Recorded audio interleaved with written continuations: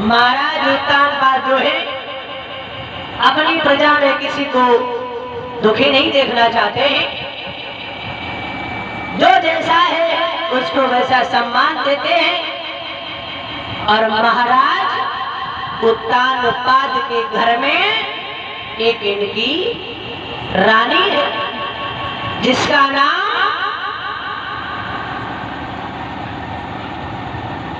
बताया है।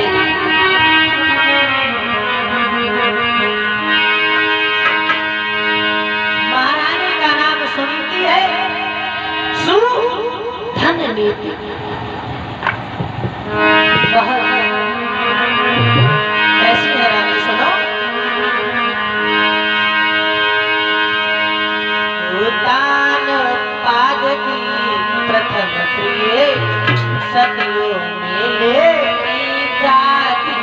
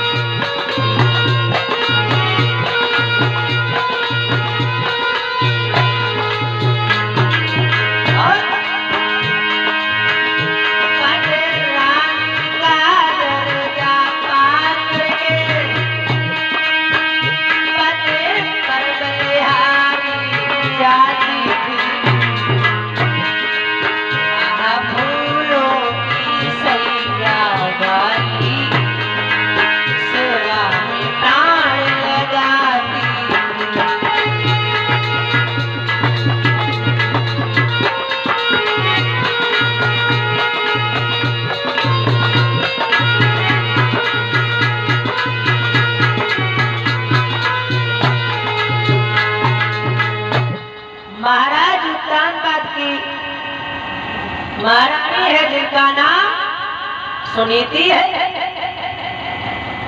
बहुत सुंदर रानी है। अपने महाराज की तन और मन से सेवा करती है। 24 घंटे महाराज की टहल को बजाती है।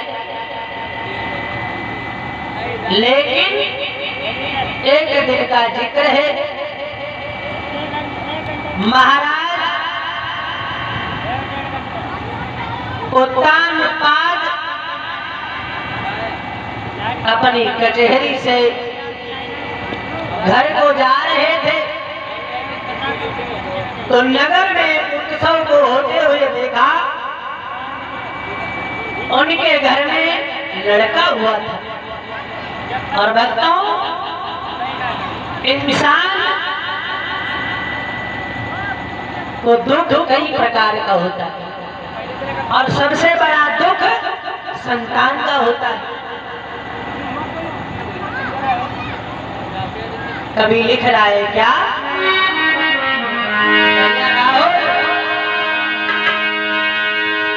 अरे आज के संसार में अरे कोई न सुखी है।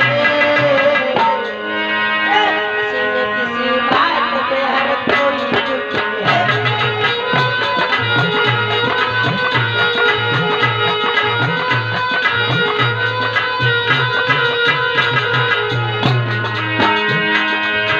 आज के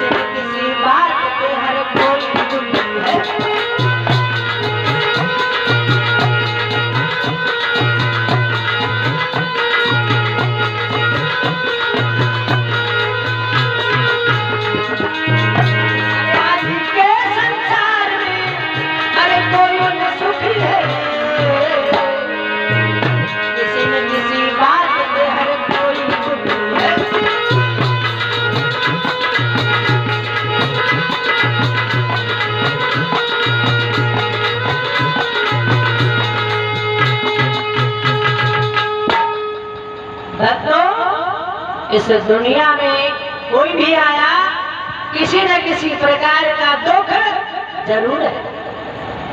अगर धन है तो संतान, भोजन है तो भोग नहीं, और सबसे बड़ा दुख शरीर का होता है। अगर शरीर में कोई रोग है, कोई कष्ट है, तो उससे बड़ा कोई दुख नहीं हो सकता। महाराज उत्तानपाद ने जैसे ही उस उत्सव को देखा तो कचहरी में पहुंचे। का मंत्रीवर, हाँ महाराज, आज क्या है? महाराज आज इनके यहाँ लड़का हुआ है, तो उन्हीं के उत्सव में उन्होंने ये उत्सव रखा है। अच्छा, महाराज ने मंत्रीवर को आदेश दे दिया कि आज कचहरी को बंद रखो, मैं कचहरी में नहीं आऊंगा। मंत्री बोला ठीक है महाराज, आपका हुक्म सर आंखों पर है। महाराज उत्तानपाद जो है वो पुनः अपने घर आ जाते हैं। जैसे ही घर में पहुंचे तो जैसे ही महारानी सुनीति ने महाराज का आते हुए देखा तो क्या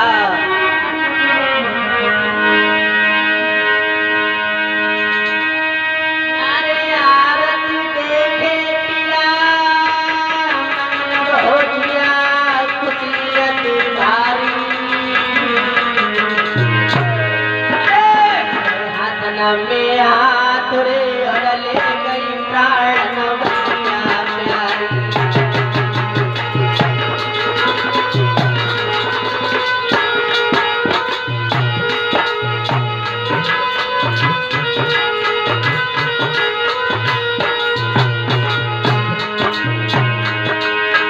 अरे आरती देखे पिया मन भरिया, खुशियत भारी खुशियत भारी।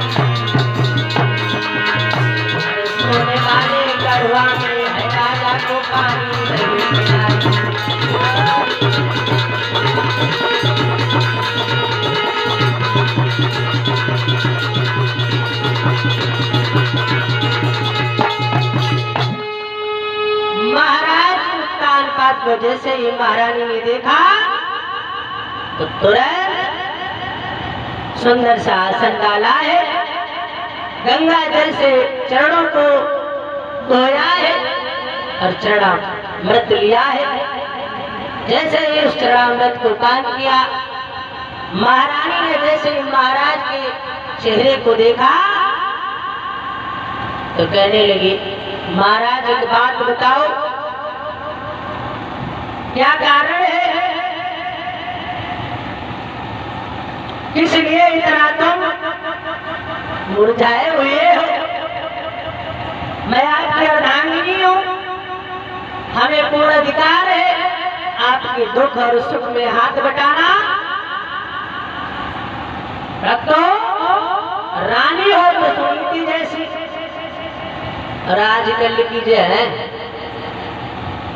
अगर जरा सा सर में दर्द होने लगे तो कह दो एक काम करो, थोड़ा सा सर दबा दो, तो अंदर से आवाज आती है, वे लला रोए रोए, चुप्पा पड़े रहो, 1 घंटे बाद आऊंगी।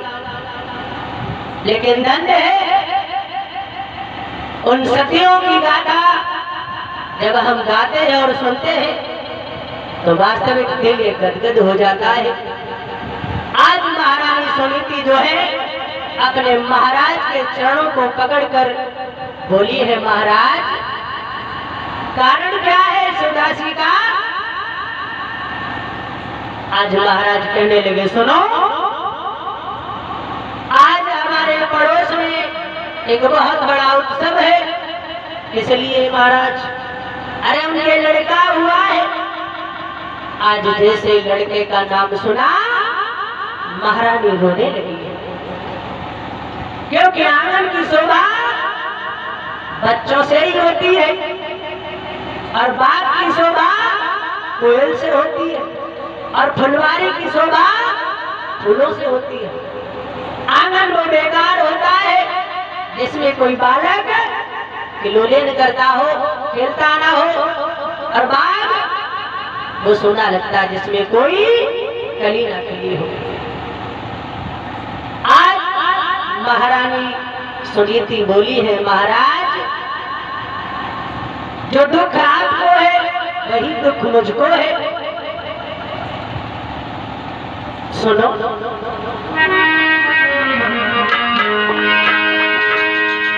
आज महारानी बोली है,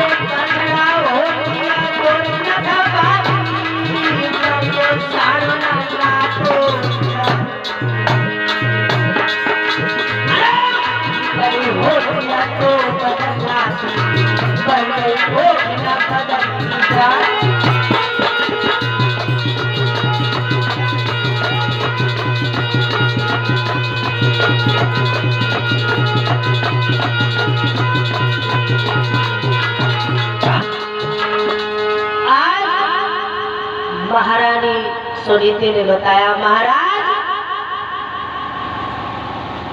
इसमें न हमारा कसूर है न तुम्हारा कसूर है। अगर नदी होती तो मैं उस पे पुल बंधवा देती, लेकिन महाराज ये तो पूरा समुद्र है। अरे पाती होती तो किसी से भी बचवा लेते, लेकिन ये कर्म हमारा है, कि मैं खुद नहीं जान सकती इसमें क्या है और क्या नहीं है। और कोई चीज होती तो बदली भी जा सकती थी, लेकिन महाराज ये कोख जो है ये बदली नहीं जा सकती। महाराज दुख तो तुझसे बड़ा हमें भी है, संतान देना और न देना ये उस ईश्वर का हाथ है, और जब तक वो नहीं देगा तब तक महाराज हमारी तुम्हारी इच्छा और इस आंगन की शोभा नहीं बढ़ सकती। महाराज आज महाराज ने अपने सर को पकड़कर महाराज और महारानी दोनों रोने लगे हैं। व्यासनंदन सुखदेव जी समझा रहे कि राजन परीक्षित, जिस समय आंगन में महाराज और महारानी रो रहे थे तो मानो ब्रह्मांड में भूचाल सा हो रहा था। जिस वक्त महाराज और महारानी दोनों ने दिल में धीर रखा है, लेकिन कहने लगी महारानी, सुनो महाराज, बहुत दिन हो गए हैं मैंने आपसे कुछ कहा नहीं है, एक सवाल है। आज महाराज कहने लगे, कहो भद्री। महारानी बोली है, सुनो महाराज, आज पैरों को पकड़ लिया है और पैरों को पकड़ कर रो रो कर बोली है महारानी, सुनो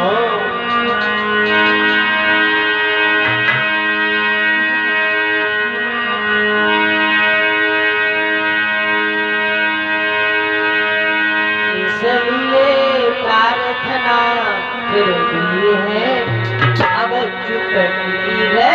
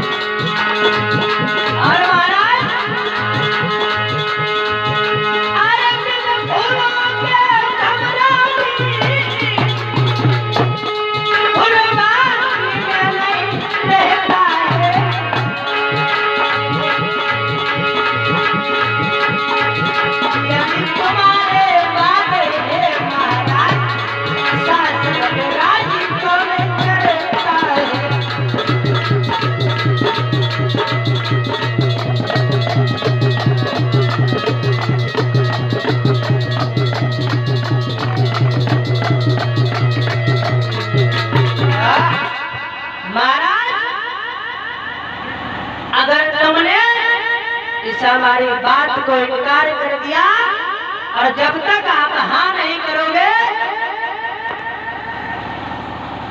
तब तक मैं आपके पैरों को नहीं छोड़ूंगी।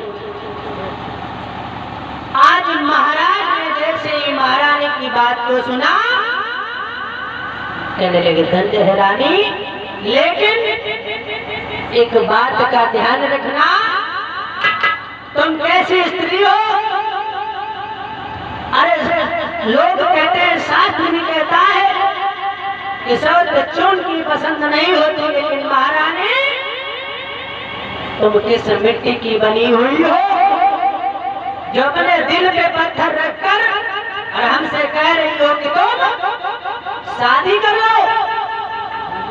अरे महारानी, बहुत गलत कर रही हो।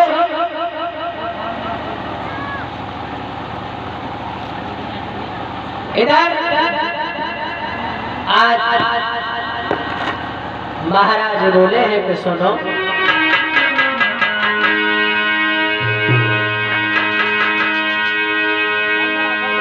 प्यारी प्यारी शादी करके जीवन भर ना साथी हो।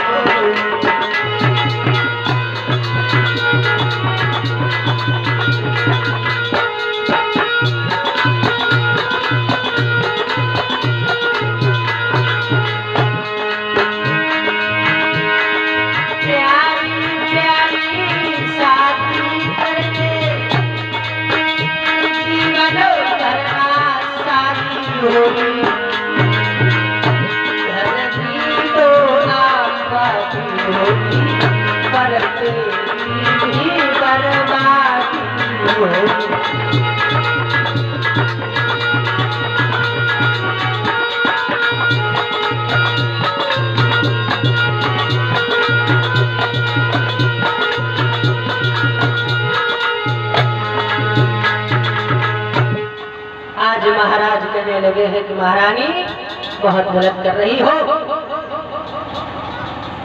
मैं अपनी वाणी को यही विराम देता हूँ।